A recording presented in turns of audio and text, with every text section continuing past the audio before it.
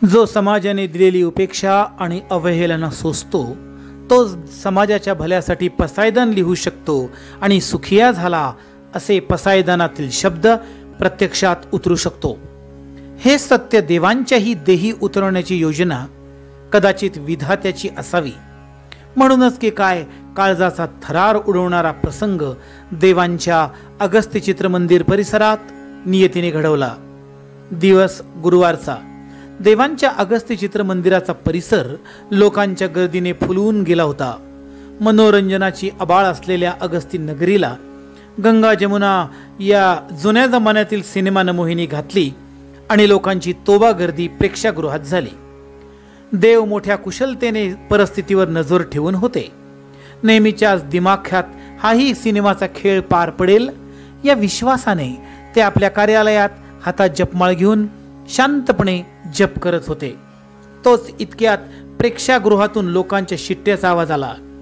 सिनेमाची रिळ नेहमीप्रमाणे तुटत असावीत असं समजून देवा काहीच बोलले नाही। आवाज मंदावला। सिनेमाची आजची पेटी सिनेचालकाची सतोपरीक्षा पाहत होती। रिळाचं तुटणं आज जरा जास्त होत होतं आणि लोकांचा हिरमोड होत होता। प्रेक्षागृहातील कर्मचारी आपापल्या परीने परिस्थिती हाताळत होते, पण वरवर शांत भासणाऱ्या शांत सरोवरात पुन्हा एक दगड पडला आणि पुन्हा एक सिनेमाची रीळ तुटली। प्रेक्षकांनी हलकल्लोळ सुरू केला। काही विघ्न संतोषी समाजकंटक ओरडले, जमत नसेल तर आणता कशाला अशी जुनी रीळ।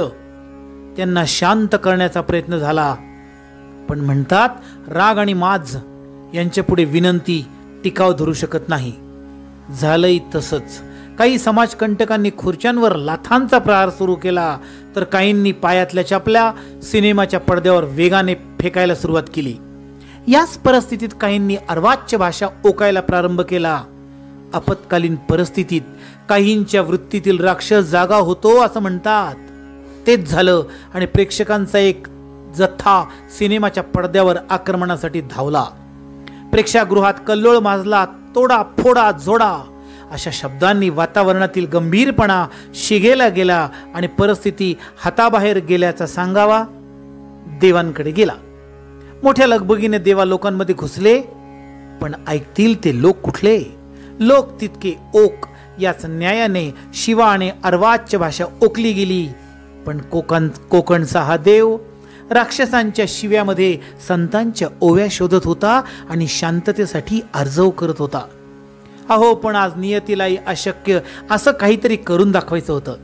प्रेक्षागृहातील बाहेर आलेल्या काहींनी वाळू उधळायला सुरुवात केली। काहींचे पापी हात दगडाकडे वळले। कर्मचाऱ्यांनी मोठ्या हिमतीनं देवांभोवती गोल रिंगण केलं आणि त्यांच्या कार्यालयात नेलं। फुलांचा वर्षाव अनुभवणारा देव दगडांचा पाऊस उघड्या डोळ्यानं पाहत होता आणि इकडे भक्तांची काळजी घेणारा अगस्ती झप झप झप पावलं टाकत येत होता। दगड फेकीच्या प्रकाराची पुसटशी कल्पना नसलेली देवांची धर्मपत्नी इंदिरा आपल्या मुलाबाळांसह नुकतीच झोपी गेली होती। तिला डोळा लागतो न लागतो तोच तिच्या डोळ्यासमोर बाबा महाराज स्वप्नात आले। ते म्हणाले, अष्टभुजा तू तीक्ष्ण अशी तव शस्त्रे हातात, नीच वर्तने फुलव अग्नी तुझ्या नेत्रात। झोपलीस काय? वाचव तुझ्या कुंकवाला। इंदिरा खडबडून जागा झाल्या। चित्रमंदिराजवळ त्या कधी आल्या हे त्यांना सुद्धा कळलंच नाही। एखादी वाघीण धावत जावी तद्वत देवांच्या जवळ येऊन किंचाळणाऱ्या लोकांसमोर ओरडली, मारायचंच असेल तर मला मारा। अरे, अगस्त्य राजांच्या लेकरांनी अशी लाज का सोडली आज? इंदिरेच्या या गर्जनेने उभी गर्दी शांत झाली। या तेजपुंज देवी समोर उन्माद शांत झाला आणि नेहमीच्या सवयीने आमचा पोलीस मामा उशिरा आला। या साऱ्या प्रकारात बघ्यांची भूमिका घेणाऱ्या पोलिसांवर देवा कमालीचे बरसले। या धगधगत्या शब्द अग्नीसमोर पोलीसही नतमस्तक झाले। आज कधीही न बोलणारी इंदिरा एका अनामिक आवेशाने बोलत होती। तिच्या प्रत्येक शब्दानं उपस्थित अवाक झाले। तिचा आवेश पाहून देवा म्हणाले, माते शांत व्हावं।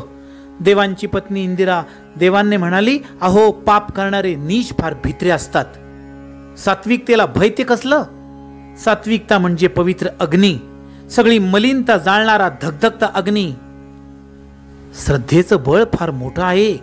सज्जनांपुढे झुकावं आणि दुर्जनांपुढे युद्धाला उभं राहावं. श्रद्धा ठेवली की मेणाहून मऊ मृदू, वज्राहून कठीण म्हणणारे तुकोबा समर्थांच्या सेवकांकडे वक्रदृष्टीने पाहणाऱ्याला धडा शिकवणारे रामदास स्वामी सोबत येतात. इंदिरेच्या या वाक्यावर देवा अवाक झाले. समोरची माणसं तर त्यांनी शर्मेने मान खाली घातली. आपल्या धर्मपत्नीच्या या भाष्याने देवा स्मितास्य करून म्हणाले, तू म्हणते ते खरं आहे. पाप करणारे लोक आतून भित्रे असतात, मात्र बाहेरून त्यांचा दिखावा मोठा आक्रमक असतो. सात्विकतेची एक जळती काडी पडली की त्यांचा अहंकार वाळलेल्या गवतासारखा भरभर जळून जातो आणि उरते ती केवळ पश्चातापाची राख. रात्र बरीच झाली होती. देवांची जीवघेणी सत्वपरीक्षा संपली होती. फुलांच्या पायघड्या हा जसा सुखाचा अनुभव बोचणारा काटा हेही सहन केला पाहिजे, हे या परीक्षेने देवांना शिकवलं. देवांनी साऱ्या कर्मचाऱ्यांना जवळ बोलवलं. त्यांच्या धैर्याचं कौतुक केलं. त्यांची आभार मानायला ते विसरले नाही. देवांच्या आभाराच्या वेळी काहींचे डोळे पाणावले. देवा उद्गरले, धीर सोडू नका. ज्यांनी मोठमोठ्या संतांना सोडलं नाही, तो समाज किती उग्र रूप धारण करू शकतो हेच परमेश्वरांनी आज आपल्याला दाखवलंय. चला घरी. थिएटरचं किती नुकसान झालं हे नंतर पाहू. 2 दिवस शांतपणे घरी थांबा. पाहणारा तो आहे. आकाशातून तो सगळं पाहतोय. आपण फक्त विश्वास ठेवायचा. देवा आपल्या कुटुंबासह घरी परतले. झालेला सारा प्रकार त्यांनी खरं तर त्यांना सद्गुरू बाबा महाराजांना सांगायचा होता, अर्थात ध्यानात. साऱ्या जगाची चिंता वाहणारे सद्गुरू त्यांचीच वाट पाहत होते. हातपाय धुवून साधनेचं वस्त्र परिधान करून ते आपल्या देवघरात अर्थात द्वारकामाईत आले. पुन्हा एकदा चैतन्याची धुमारे पेटले आणि बाह्य जगातील साऱ्या घटना चिंता बाहेर सोडून हा योगी राणा आपल्या भावसमाधीत शांतपणे विसावला देखील. आपल्या अगस्ती चित्र मंदिरावरील समाजकंटकांनी केलेल्या भ्याड हल्ल्यानंतर जवळजवळ देवा 2-3 दिवस मौन अवस्थेत होते. सदैव दैवी चर्चा करणारे देवा गप्प असणं सगळ्यांना अस्वस्थ होतं. आपलं मन मोकळं करावं या उदात्त हेतूने देवांची पावलं बापूजींच्या शनिवार वाड्याजवळ आली. देवांच्या आगमनाने शनिवार वाडा अनोख्या चैतन्याने बहरला. वाड्याच्या पायऱ्या चढून शांतपणे बैठकीत देवा आले. स्वतःला प्रिय असणाऱ्या मोठ्या पाटावर विराजमान झाले. आज स्वारी पुण्याच्या शंकर महाराजांसारखी भासत होती. छोट्या योगी आणि गणूंनी देवांना मोठ्या भक्तिभावानं अष्टगंध लावलं. त्यांची लहान लहान डोकी देवांच्या चरणावर नतमस्तक झाली. छोट्या मंगूला घेऊन माता शारदा देवांजवळ येऊन म्हणाली, देवा आमच्यावर कृपा ठेवा. देव उद्गरले, शारदे मऊ मातीला आकार देणं सोपं जावं म्हणून त्यांना शिस्तीची आणि संयमाची गुटी नित्य नियमाने द्यायला हवी आणि अंतःकरणात विवेकाची विजिरी प्रकाशित करायला हवी. असं सर्वार्थाने सामर्थ्य संपन्न असणारं बाळकडू मिळालं तर तुझं एक मूल मानवतेचा मानदंड होऊन अभिमानाने मिरवेल. तासन तास व्याख्यान देऊन जे घडणार नाही ते या तिघांच्यातून घडेल. लक्षात ठेव शारदे, भविष्यात जास्त रंगून जायचं नाही. भविष्य भव्य हवं असेल तर आपण वर्तमान काळावर लक्ष आपलं केंद्रित करावं लागेल. देवांच्या या देववाणीने बापूजी आणि शारदा धन्य झाले. बरंच बोलणं झालं आणि बोलता बोलता रात्रीच्या दंगलीचा विषय निघालाच. देवा म्हणाले, या देवभूमीत घडलेला प्रकार मला जास्त नाही आवडला. खरं सांगू, हे गाव सोडून मला सद्गुरूंच्या गावी परत जावं असं मला सारखं वाटतंय. देवांचे शब्द बापूजी आणि शारदेच्या हृदयापर्यंत पोहोचले. शारदा म्हणाली, हे स्वप्नातही म्हणू नका. आपण असे खचलात तर आम्ही कुणाकडे पाहायचं? तुमच्या द्वारकामाईच्या कृपाछत्राखाली जगणारे कितीतरी जीव मोठ्या आशेने तुमच्याकडे बघत आहेत. गुरुदेव, आपणच आम्हाला नेहमी सांगता ना, काळ अनुकूल अथवा प्रतिकूल परी सोडू नये आपले धैर्य बळ. शारदेच्या बोलण्यावर देवा डोळे मिटून शांत बऱ्याच वेळ बसले. काही वेळाने त्यांनी आपले डोळे उघडले आणि म्हणाले, शारदे, तू तर मला ज्ञानदेवांच्या काळात नेलं. तू हा लक्षात ठेवलेला अभंग ज्ञानदेवांचे शिष्य विसोबा खेचर यांचा आहे. काळ अनुकूल अथवा प्रतिकूल सोडू नये आपले धैर्य बळ. या कलियुगात संत विसोबा खेचरांचा अभंग एखाद्या विजेरीप्रमाणे आपल्याला मार्ग दाखवतो. आत्तापर्यंत शांत असणारे बापूजी म्हणाले, देवा, आम्हाला सांगा ना या कलियुगाविषयी. देवांनी ध्यान लावलं. बापूजी आणि शारदा आपल्या मुलांना घेऊन छोट्या सतरंजीवर बसले. शनिवार वाड्यांच्या भिंती देवांच्या मुखातून निघणारे कलियुगाचे महिमान ऐकायला आतुर झाल्या. देवा बोलू लागले. द्वापार युग जोपर्यंत होतं तोपर्यंत श्रीकृष्णाचा स्पर्श पृथ्वीला होत होता, त्यामुळे कलियुग पृथ्वीवर येऊ शकलं नाही. देवांच्या कालगणनेनुसार कलियुगाचं आयुष्य 1200 वर्षाचं, म्हणजे माणसांच्या कालगणनेनुसार 4,32,000 वर्षांचं. देवांचं 1 वर्ष म्हणजे माणसाचे 360 वर्ष. देवांच्या सभेत जेव्हा कली हजर झाला तेव्हा त्याने आपल्या डाव्या हातात आपलं उजवं लिंग, उजव्या हाताने जीभ धरली होती.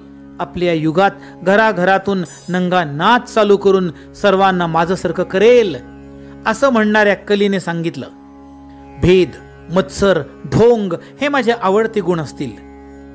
हे संभाषण ऐकून ब्रह्मा म्हणाले, जे लोक शुद्ध अंतःकरणाने राहतील त्यांना तुझे कोणतेच दोष लागणार नाही.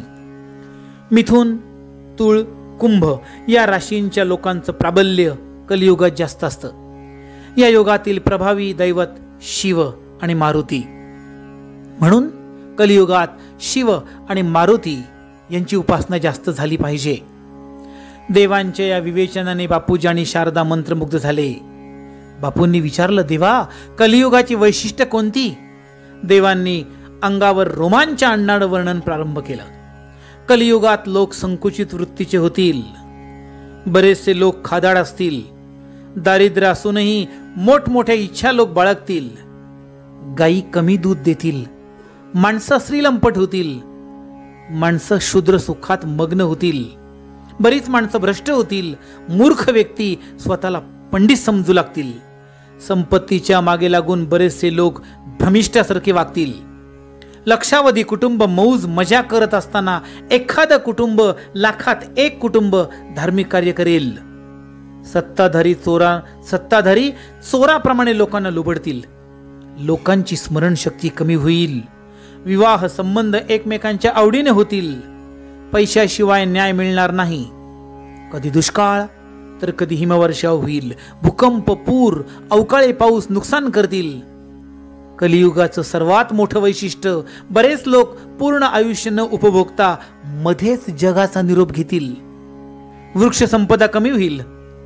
दाट सावली नसलेले वृक्ष वाढतील. खूप सावली देणारे वृक्ष दुर्बुद्धीने माणसं तोडतील. कलियुगाच्या शेवटी माणसं गाढवासारखे वागतील. 1000 व्यक्तींमध्ये एकाला मनशांती मिळेल. ही कलियुगाची सारी वैशिष्ट्य आपल्या धर्मग्रंथात आहेत. म्हणून आपण धर्मग्रंथांचा अभ्यास केला पाहिजे. कलियुगाची सारी लक्षणं ऐकून शनिवार वाडा तृप्त झाला. शारदा देवींनी विचारणा केली, कलियुगात आमच्यासारख्या प्रापंचिकांनी कोणती साधना केली पाहिजे देवा? आमचं वर्तन कसं असावं? देवा उत्तरले, शारदे, प्रत्यक्ष ब्रह्मदेवाने याचं उत्तर दिलंय. ऐक, जे शुद्ध अंतःकरणाने लोभ सोडून राहतील, जे परमेश्वराचे भजन पूजन करतील, जे तीर्थयात्रा करतील, जे सद्गुरू आज्ञा पाळतील, जे आई वडील यांची आणि गोसेवा करतील, जे विष्णू शिव तुळस यांची उपासना करतील, तेच कलियुगात सद्गती प्राप्त करतील. मात्र जे गोरगरिबांना, सदाचारी लोकांना छळतील, आई वडिलांच्या डोळ्यात अश्रू आणतील, हत्या बलात्कार करतील, ते रौरवातील कृमी होतील. एखाद्यास दुःख दिल्याने तो रागाने शापवचन बोलला तर एक वेळ काहीच विशेष नाही, पण त्याने तळतळून मौन धारण केलं तर दुःख देणारा दुरात्मा अंती निर्वंश होऊन जाईल. आज देवांच्या मुखातून श्री गुरुचरित्रातील कितीतरी संदर्भ पुन्हा पुन्हा येत होते. पाप पुण्याचा लेखाजोखा त्यांच्या वाणीतून बाहेर पडत होता. न राहवता बापूजींनी विचारलं, देवा, या काळात चांगल्या माणसांना त्रास का?